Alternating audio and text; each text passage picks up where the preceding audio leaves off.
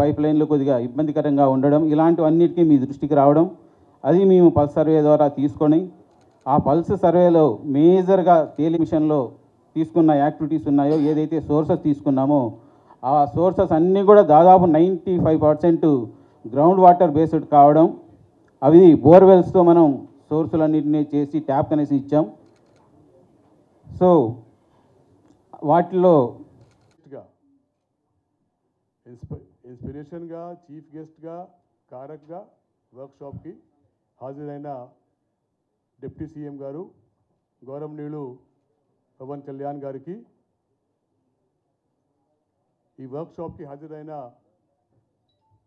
ENC గారికి, CE గారికి, వెంకటేశ్వరరావు గారు అంటే ఈ వాటర్ సెక్టర్ మొత్తము దానిపైన ఉన్న అందరికంటే పెద్ద ఎక్స్పర్ట్గా ఉన్న వెంకటేశ్వరరావు గారికి,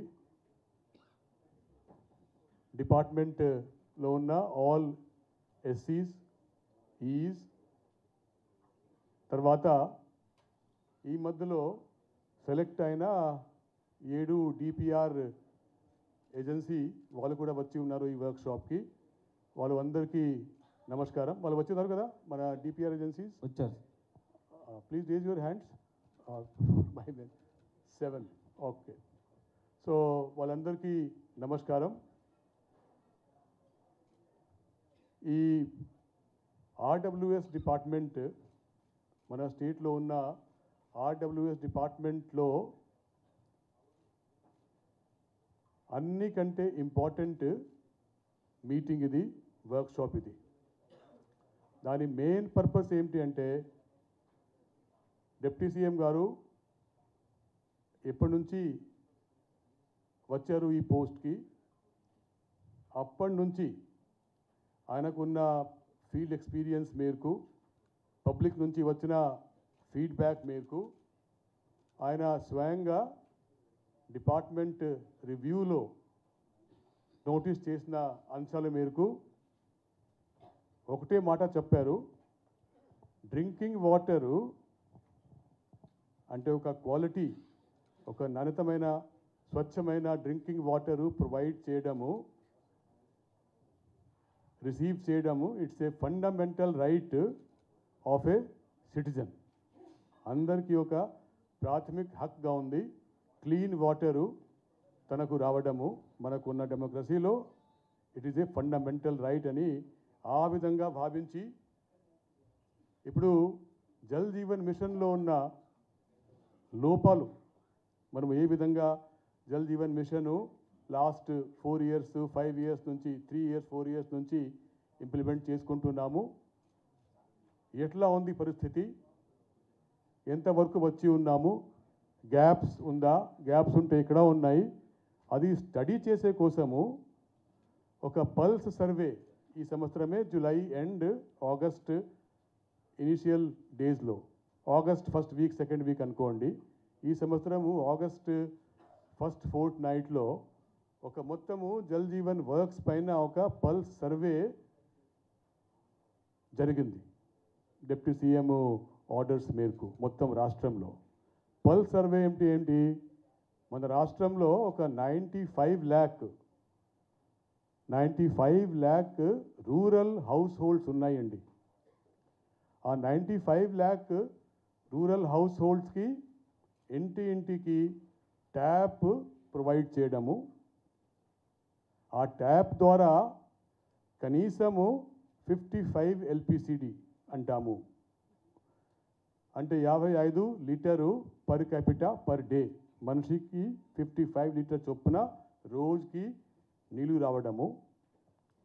దాంతో సహా ఆ నీళ్ళు క్వాలిటీగా ఉండడము, ఆ నీళ్ళు క్వాలిటీగా ఉండడం మాత్రమే కాకుండా ఒక సస్టైనబుల్ సోర్స్ నుంచి రావడం. ఇది అంతా మనకు ఉన్న ఒక మొత్తం దేశంలో ఉన్న నడుస్తున్న జల్ జీవన్ మిషన్ ప్రోగ్రామ్కి 3 ఆబ్జెక్టివ్స్. ఇంటికి ట్యాప్ ఉండాలి, ఆ ట్యాప్ నుంచి కనీసము 55 LPCD నీళ్ళు మనము ప్రొవైడ్ చేయాలి, ఆ నీళ్ళు has to be of good quality and has to come from sustainable source. ఈ 3 ముఖ్యమైన ఆబ్జెక్టివ్ జల్ జీవన్ మిషన్కి ఉన్న ఇప్పటిదాకా ఏ విధంగా ఇంప్లిమెంట్ చేశాము మన స్టేట్లో, అది ఎట్లా ఉంది, ఆ పరిస్థితి తెలుసుకోవడానికి ఈ పల్స్ సర్వే ఈ సంవత్సరము ఆగస్ట్ మంత్లో జరిగింది. ఆ పల్స్ సర్వే ద్వారా మనకు చాలా వరకు ఫీడ్బ్యాక్ వచ్చింది. ఆ ఫీడ్బ్యాక్ స్టడీ చేసుకొని ఇప్పుడు ఏ విధంగా జల్ జీవన్ మిషన్ మనము ఇప్పుడు ఏ విధంగా చేసుకుంటున్నాము, దాని నుంచి బయటకి పడి ఏ విధంగా మంచిగా ఇంప్లిమెంట్ చేస్తే ఈ మిషన్కి ఉన్న 3 ఆబ్జెక్టివ్స్ కరెక్ట్గా ఫుల్ఫిల్ చేసుకుంటూ మన రాష్ట్రంలో ఉన్న ప్రజలు అందరికీ ఒక క్లీన్ వాటరు ఒక ఫండమెంటల్ రైట్గా ప్రొవైడ్ చేయాలి. అది అండర్స్టాండ్ చేసే కోసము, దానిపైన ఫీడ్బ్యాక్ తీసుకునే కోసము చాలా ఎక్సర్సైజ్ చేసి ఈరోజు ఈ వర్క్షాప్ ఫీల్డ్ నుంచి ఇంకా ఏదైనా దానిపైన ఫీడ్బ్యాక్ వస్తుందా, లేకపోతే ఏ జిల్లాకి ఏ సర్ఫేస్ వాటర్ సోర్స్, ఏ సస్టైనబుల్ సోర్స్ మంచిగా ఉంటుంది, అటువంటి అన్ని విషయాలపైన ఫీడ్బ్యాక్ కోసం చర్చల కోసము ఈ ఒక workshop, full day workshop deputy CM గారు ఆర్డర్స్తో మేము ఈరోజు టేకప్ చేసుకుంటున్నాము. ఈ వర్క్షాప్లో ఇటువంటి కొంచెం ఇనాగరల్ అడ్రస్ మాత్రమే కాకుండా రాష్ట్రంలో ఉన్న అన్ని 26 డిస్ట్రిక్ట్స్ నుంచి వచ్చిన ఎస్సీ లేకపోతే ఈ district incharge of RWS department ఈ యొక్క జనరిక్ నేమ్ ఉంది. డిస్ట్రిక్ట్ ఆర్డబ్ల్యూఎస్ ఆఫీసర్ అంటారా, డిస్ట్రిక్ట్ ఆర్డబ్ల్యూఎస్ ఆఫీసర్. సో ఆ ఆఫీసరు ఎస్సీ ర్యాంక్కి ఉన్న, ఈ ర్యాంక్కి ఉన్న, ఫైనల్గా ఆ డిస్ట్రిక్ట్ అతను ఛార్జ్లో ఉంటుంది as far as drinking water supply is concerned. So నేను మాత్రమే నేను ఎస్సీ కాదు, సో అట్లా కాకుండా by government order the concerned district RWS officer is completely in charge of the RWS department for that district. Whether he is of SC rank or whether he is of E rank is immaterial. So with that, I will call upon this workshop to take part in it, to take part of it dynamically and honestly and frankly. Come out with your thoughts clearly during your presentation and during your other interventions also. We have enough time. Each district will get at least 10 to 15 minutes to present their thoughts and their whatever they think about how should we go ahead in future to revamp JJM in whatever way they think from their side. So I will end with that, and I will wish this workshop all the best and hope that it will come up with very good outcomes. Thank you.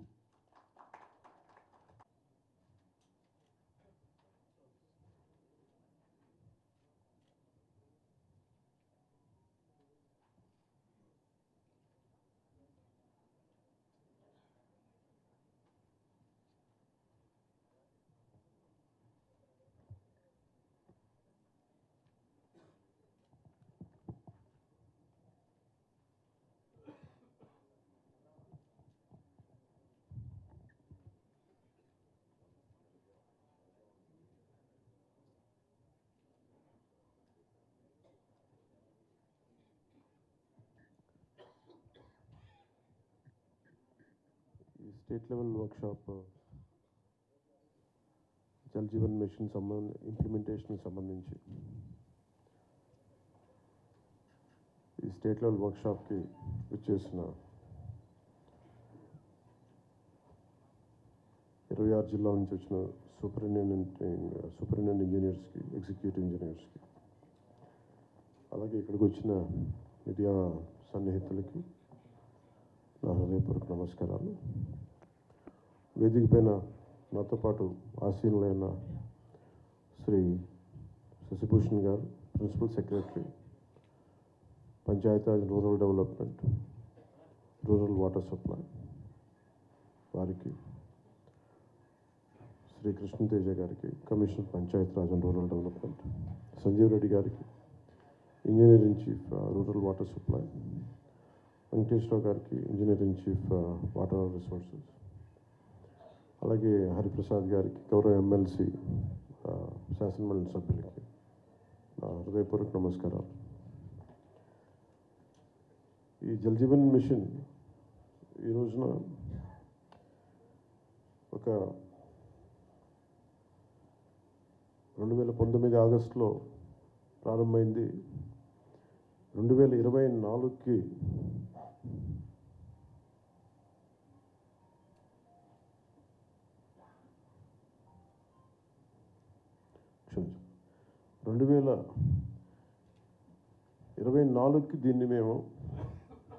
దీన్ని మరింత బలోపేతం చేయాలని. ఇప్పటిదాకా Jal Jeevan machine కేవలం నీటిని అందించడం దాని వరకే అంతవరకు పరిమితమైంది. ఇది గౌరవ ప్రధానమంత్రి శ్రీ నరేంద్ర మోదీ గారి కళ. ఇది కనీసం రోజుకి ఒక 55 లీటర్ల నీళ్లు సగటున మనిషికి ఇవ్వాలి అని, అది కూడా పరిశుభ్రమైన నీరు ఇవ్వాలి అనేది అల్టిమేట్ గోల్. ఏంటంటే జల్ జీవన్ మిషన్కి సంబంధించి నిరంతరం నీటి సరఫరా ఉండాలి ప్రతి ఒక్కరికి అనేది ఆకాంక్ష, ఆశయం. దాంట్లో కనీసం ముందస్తుగా కనీసం 55 లీటర్లు కనీసం ఇవ్వాలి అనేది ఆకాంక్షతోటి స్టార్ట్ అయింది. ఇప్పుడు ఈ అమృతధార ఈ వర్క్షాప్ని ఎందుకు అమృతధార అని పెట్టాము Jal Jeevan mission revamp program కింద అనుకుంటే, ఒకటి ఉన్న నీటి వనరులని బలోపేతం చేయటం, అలాగే maintenance of existing schemes, already ఉన్న వాటర్ స్కీమ్స్ అన్నిటినీ వాటి మెయింటెనెన్స్ ఎలా ఉన్నాయి ఏంటి అనేది, అలాగే వాటర్ కన్జర్వేషన్ కూడా ఎంత కీలకమో. దీన్ని జల్ జీవన్ మిషన్లో లేదు, కానీ ఇది మనం తీసుకున్న తర్వాత కొత్త ప్రభుత్వం ఎన్డీఏ ప్రభుత్వం వచ్చిన తర్వాత మనం తీసుకునేవి వాటర్ కన్జర్వేషన్ కూడా చాలా కీలకమైంది. అలాగే ట్రైనింగ్ అండ్ కెపాసిటీ, ఒకటికి ఉద్యోగస్తులకే కాకుండా ప్రజలను కూడా దీంట్లో భాగస్వామ్యం చేయాలనేది ఒకటి. అలాగే దీంట్లో ఈ ఐటీ సిస్టమ్స్ ద్వారా దీన్ని మనం స్ట్రీమ్లైన్ ఆపరేట్ చేసే విధానం, అలాగే గ్రీవెన్స్ రిడ్రెసల్, ఏమైతే నీటి సరఫరాలు ఇబ్బందులు ఏమున్నాయో రిపీటెడ్గా వచ్చే అవుట్ ఆఫ్ మెయింటెనెన్స్, వాటికి కూడా ఒక విధి విధానాలను రూపొందించడం, అది దీనికి సంబంధించి ఈ అమృతధార సంబంధించి. ఒకసారి చెప్పుకున్న మనం రిపీటెడ్గా ఉంటుందని, కానీ బట్ కనీసం ఒకరోజు 1 గంట నీళ్లు తాగకపోయినా, ఒక పూట నీళ్లు తాగకపోయినా దాని కష్టం ఎంత ఉంటుందో మనందరికీ తెలిసిందే. ఏకాదశి వ్రతాలు కానీ ఏదైనా సరే పొద్దున్నుంచి సాయంత్రం వరకు నీళ్లు తాగకుండా రకరకాల మనం ఈ రిలీజియస్ థింగ్ మనం ఈ పండుగల్లో అప్పుడు ప్రత్యేక పర్వదినాలప్పుడు చేసేవి, కానీ అప్పుడు కానీ మన నీటి విలువ తెలియదు. నీటి దొరకనప్పుడే మన నీటి విలువ తెలుస్తుంది. నాకు ప్రత్యేకించి నేను పిఆర్ మినిస్ట్రీ తీసుకున్న తర్వాత వాటర్ కన్జర్వేషన్ ఒకటి, నీటిని సరఫరా చేయటం ఒకటి, ఇవన్నీ నాకు చాలా ప్రత్యేకమైనవి, ఇష్టం నాకు. అంటే చాలా సందర్భాల్లో నేను చెప్పింది ఏంటంటే, అంటే నా అనుభవాలు పంచుకున్నది. ఒకసారి యూఎస్లో కూడా హార్వర్డ్ యూనివర్సిటీకి వెళ్ళినప్పుడు కూడా అక్కడ స్పీచ్ ఇస్తూ ఉంటే ఒక కీనోట్ అడ్రస్లో అక్కడ నేను చెప్పింది, ఒక ఆదిలాబాద్లో ఒక తాండాలో జరిగిన సంఘటన ఒకటి చెప్పాను. చాలాసార్లు పొలిటికల్గా మేము వెళ్తున్నప్పుడు చాలా ఆకాశంతో ప్రామిసులు చేస్తూ ఉంటాం, ఆకాశాన్ని తీసుకొచ్చి పందిరేస్తూ ఉంటాం, ఇవన్నీ చేస్తూ ఉంటాయి. కానీ ఇలాంటి సందర్భంలో 2008లో ఆదిలాబాద్లోని ఒక తాండాలో పాపం 3-4 తాండాలకు కలిపి ఒకటే బోర్ పాయింట్, అది అందరూ వచ్చి అక్కడి నుంచి పట్టుకునేవాళ్ళు. ఒక కళ్ళు లేని కనుగుడ్లు కూడా లేవు పెద్ద ఆవిడ వచ్చి అడిగింది నా దగ్గరికి వచ్చి, మరాఠీ యాక్సెంట్లో ఉన్న తెలుగులో ఆవిడ అడిగింది నన్ను నీళ్ళు ఇప్పించమని, ఇంకేం అడగల. అంటే నీరు ఎంత కీలకమైందంటే, మనం ఒక భీష్మ ఏకాదశి రోజున 24 గంటలు నీళ్లు తాకపోతే ఎంత దారుణంగా ఉంటుందో నిజంగా కష్టం పాటించే వాళ్ళకి తెలుసు, వ్రతాలు పాటించే వాళ్ళకి, దొరకని వాళ్ళకి. సో ఇది అనేక మంది, చాలామంది నలిగి బాధలను అర్థం చేసుకుని దానికి ఒక పరిష్కార మార్గం, చాలామంది శ్రమ ఎప్పటికప్పుడు చేసుకుంటూ వచ్చారు. నేను రివ్యూ చేసిన తర్వాత పంచాయతీరాజ్ శాఖ రివ్యూస్లో జేజేఎంది చాలా కీలకంగా అనిపించింది. చాలా ఉన్నతమైన ఆశయంతో మొదలుపెట్టింది, ఎందుకు మనం దీన్ని ముందుకు తీసుకెళ్ళలేకపోయాం అనేది చాలా లోతుగా ఒకసారి అధ్యయనం చేస్తే, అసలు 2019లో కేరళ మనకి కేంద్ర ప్రభుత్వం దీనిని ప్రతి రాష్ట్రాలకి మీకు ఎంతెంత అవసరాలు ఉన్నాయని, మీ నీటి అవసరాలకి ఈ సగటు పర్ క్యాపిటల్ కన్సంప్షన్ ఎంత ఉంటుంది, దానికి ఎంత కావాలి మీకు డబ్బులను అడిగితే, ఉత్తరప్రదేశ్ 1.5 లక్షన్నర కోట్లు అడిగింది, మధ్యప్రదేశ్ 83,000 కోట్లు అడిగింది, గుజరాత్ 32,000 కోట్లు అడిగింది, కేరళ 45,000 కోట్లు అడిగింది. వీటన్నిటిలో కూడా మీరు కేరళని తీసుకుంటే మనకంటే చాలా చాలా చిన్న రాష్ట్రం, మనలో 4వ భాగం ఉంటుందేమో, 3వ భాగం కాదు. అలాంటి కేరళ 45,000 కోట్లు అడిగితే గత ప్రభుత్వం జల్ జీవన్ మిషన్కి వాళ్ళు అడిగింది 26,000 కోట్లు మాత్రం అడిగారు. 26,000 కోట్ల, ఇంకా ప్రిసైజ్గా చెప్పాలంటే 26,000 కోట్ల 823 26.8.23 crores 0.94 ఎగ్జాక్ట్గా అడిగింది. కానీ వాళ్ళు మంజూరు చేసింది 4,787.10 కోట్లు. ఇది కూడా దేనికి అని అంటే, వీళ్ళు పూర్తిగా డబ్బులు ఇవ్వలేకపోయారు, స్టేట్ షేర్ ఇవ్వలేదు వీళ్ళు. దానివల్ల మనం పూర్తిగా అవైల్ చేసుకోలేకపోయాం, సద్వినియోగం చేసుకోలేకపోయాం. దాంట్లో కూడా మీరు వెళ్ళి చూస్తే బేసిక్గా జల్ జీవన్ మిషన్ మన కేంద్ర ప్రభుత్వం, మనం సిఆర్ పాటిల్ గారి దగ్గరికి వెళ్ళి నేను మాట్లాడితే వాళ్ళందరూ అడిగిందంటే, మీ గత ప్రభుత్వం మీరు చేసినవన్నీ చాలా అబ్సర్డ్గా ఉన్నాయి, మేము అడిగింది ఏంటంటే పర్మనెంట్, అంటే ఒక సస్టైనబుల్ వాటర్ సోర్స్ నుంచి రావాలి. అంటే బేసిక్గా వాళ్ళు అడుగుతుంది ఏంటంటే, మీకు రిజర్వాయర్ నుంచి నీళ్లు తీసుకుంటేనే ఇది ఇస్తుంది, మీరు పైప్ లైన్కి మేము ఇవ్వం, మీరు రిజర్వాయర్ నుంచి తీసుకొని మీరు అది ప్రజలకు ఇవ్వాలి, అంతేగాని గ్రౌండ్ వాటర్ నుంచి కాదు ఇదని చెప్తే. కానీ గత ప్రభుత్వం చేసిందంతా ఏంటంటే, మన అడిగిన పర్పస్ ఏంటంటే, కేంద్ర ప్రభుత్వం ప్రాజెక్ట్ ఇది రిజర్వాయర్ నుంచే తీసుకోమని చెప్పింది. కానీ గత ప్రభుత్వం ఈ 4,000 కోట్లకు కూడా, ఎందుకంటే మనం కొత్త ప్రభుత్వం వచ్చాక దాదాపు 700 కోట్లు మనం తీసుకున్నాం, మనం చేసిన మనం తీసుకుంది. ఇప్పుడు జల్ జీవన్ మిషన్ కింద వాళ్ళు అడిగింది ఏంటంటే, మనకున్న దాదాపు 38 మేజర్ సస్టైనబుల్ సోర్స్ రిజర్వాయర్స్ ఉన్నాయి మనకి, వాటికి సంబంధించి 95.44 ట్యాప్ కనెక్షన్స్కి 38 ఈ వాటర్ రిసోర్సెస్ని, సస్టైనబుల్ వాటర్ రిసోర్స్ని తీసుకోమని ప్రతిపాదన ఉంది. కానీ గత ప్రభుత్వం ఏం చేసిందంటే 4,000 కోట్లు కూడా గ్రౌండ్ లెవెల్లో చూస్తే కంప్లీట్గా కేంద్ర ప్రభుత్వం నిబంధనలకు వ్యతిరేకంగా చేశారు. ఏదో 1-2 స్కీములు తప్ప మిగతావన్నీ కూడా, అంటే ముందు పైపులు కొనేశారు. ఫస్ట్ ఎక్కడైనా సరే మనం నీటిని ఎక్కడి నుంచి తెచ్చుకుంటాం అనేది గుర్తించడం మానేసి ముందు పైపులు వేసేసారు. అవసరమైతే ఒక బోర్ పాయింట్ తవ్వేస్తారు. అలా ఇచ్చేస్తే ఇక్కడ మీకు చూపించదలుచుకుంది ఈ ఈ 2 మ్యాప్స్ ఉన్నాయి ఇక్కడ. యాక్చువల్ జల్ జీవన్ మిషన్ తాలూకు ముఖ్య ఉద్దేశం ఇది. 38 సస్టైనబుల్ రిజర్వాయర్స్ నుంచి ఇది దీని మ్యాపింగ్ ఇలా ఉండాలి. ఈ రెడ్ ఎందుకు ఉన్నాయి ఇక్కడ, ఈ రెడ్ ఇవన్నీ ఎందుకు ఉన్నాయి అంటే, ఇవన్నీ బోర్ పాయింట్స్తో చేసింది. బోర్ పాయింట్స్ నిరంతర సరఫరా ఉండదు, ఏదో ఒక 5 నెలలు రావచ్చు, లేదంటే వాటర్ చెరువులు బోర్లు ఎండిపోతే మళ్ళీ ఆగిపోతాయి. సో ఇట్లాగా వీళ్ళు 4,000 కోట్లు ఖర్చు పెట్టినా కానీ వాస్తవానికి అవి ఏవి పనిచేసే పరిస్థితిలో లేవు. సో దిస్ ఇస్ 4,000 కోట్లు దుర్వినియోగం అయిపోయినట్టుగా మనం భావించవచ్చు.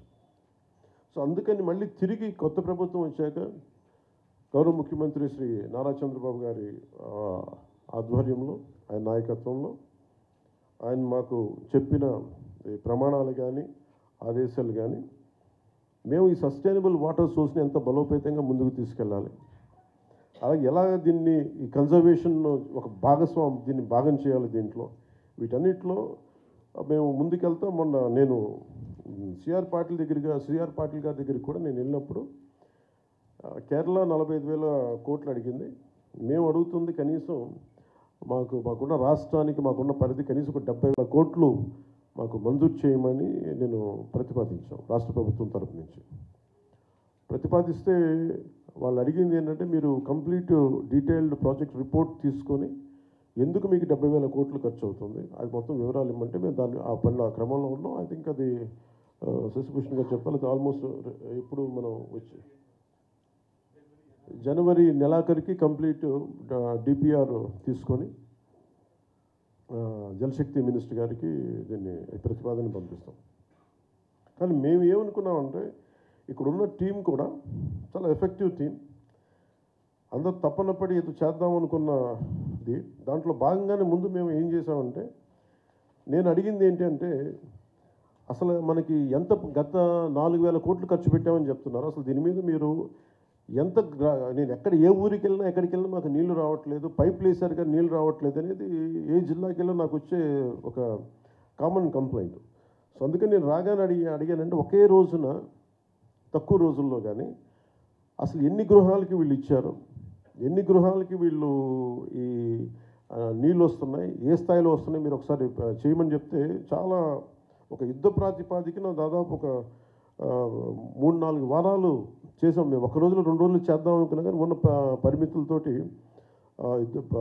చాలా ఒక డీటెయిల్ సర్వే చేస్తే, పల్స్ సర్వే ఒకటి చేస్తే వీళ్ళు చెప్పింది ఏంటంటే, జల్ జీవన్ మిషన్ వాళ్ళు గతంలో ఇచ్చిన ప్రకారం 95.44 లక్షల కుటుంబాలకు గాను మేము వాళ్ళు 70.4 లక్షల గృహాలకి నీటి కుళాలు అందించబడ్డాయి.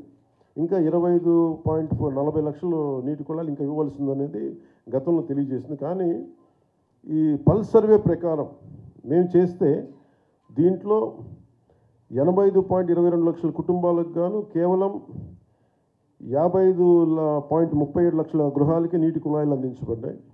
29.85 లక్షల నీటి కుళాయిలకి ఇంకా ఇవ్వవలసి ఉందనేది ఈ డిఫరెన్స్ కూడా మనకి దీనివల్ల బయటకు వచ్చింది. సో దీంట్లో ఎక్కువ జల్ జీవన్ మిషన్ గతంలో తాగునీటి వనరులు ఎక్కువ శ్రేణుల్లో బోర్వెల్స్నే ఉపయోగించడం జరిగింది. కానీ ఇది భవిష్యత్తుకి సుస్థిరమైనవి కావు. ఇది అసలు జల్ జీవన్ మిషన్ యొక్క ముఖ్య ఉద్దేశానికే అసలు ఆ సంబంధం లేనిది. అందుకని మేము సస్టైనబుల్ వాటర్ రిసోర్సెస్ తోటి దాదాపు మనకున్న ఈ 20 పైగా ఉన్న ఈ సస్టైనబుల్ వాటర్ రిసోర్సెస్ నుంచి తీసుకునే బాధ్యతలో ఈ వర్క్షాప్ ఎందుకు పెట్టామంటే, ప్రతి 26 జిల్లాల నుంచి వచ్చిన అధికారులందరికీ కూడా మీ జిల్లాలో ఎలాంటి సమస్యలు ఉన్నాయి, దాన్ని ఎలా దీన్ని అంటే మీ ఇన్పుట్స్ కావాలి. ఎందుకంటే ఒకసారి కేవలం ఒక సెంట్రల్ కమాండ్ నుంచి కానీ ఒక సెంట్రలైజ్డ్ అడ్మినిస్ట్రేషన్ కాకుండా ప్రతి జిల్లాకి వెళ్ళి కనుక్కోవాలని చాలా రివ్యూ మీటింగ్స్లో ఉంటే దాని నుంచి ఉత్పన్నమైంది ఈ వర్క్షాప్. సో నాకు మీరు మనస్ఫూర్తిగా మన objective to fulfill the dream of Honorable Prime Minister Sri Narendra Modi ji to give sustainable water with a per capita of 555 liters per day as on now, and in future it should be never-ending supply of water. That is the final objective of Jal Jeevan Mission. So దీంట్లో భాగంగా కనీసం మనందరి బాధ్యత, కనీసం forget about మనందరం political ప్రాసెస్లో ఉన్న, administrative ప్రాసెస్లో ఉన్న, వీటన్నిటికంటే కూడా సగటు బేసిక్ మనిషి నీటి అవసరాలు తీర్చడం కనీస ఒక ఫండమెంటల్ రైట్ అది. ఇది కొంచెం మానవతా దృష్టితోటి కొంచెం కేవలం మనం అధికారులు లేదంటే మనం కూర్చోబెట్టి వ్యవస్థలో భాగస్వాములైన వాళ్ళు కాకుండా ఒక మానవతా దృక్పథంతో అందరం దీన్ని ముందుకు తీసుకెళ్ళాలి. మీ అందరి సహకారం కావాలి. డిజైనింగ్లో చాలా చాలా లోపాలు ఉన్నాయి. పైప్ లైన్లు వేసేస్తున్నాం. పైప్ లైన్లు వేసేస్తే కనీసం 3 అడుగులు ఎత్తుండే కొంచెం ఎత్తుగా ఉండే ప్రాంతాలకేమో నీళ్ళు కూడా వెళ్ళట్లేదు. పైప్ లైన్ పక్కకి వెళ్తుంది కానీ పైకి వెళ్ళాలంటే పైప్ లైన్స్లో డిజైన్ బాగలేదు, అండ్ దాని ఇన్నోవేటివ్ డిజైనింగ్ లేదు.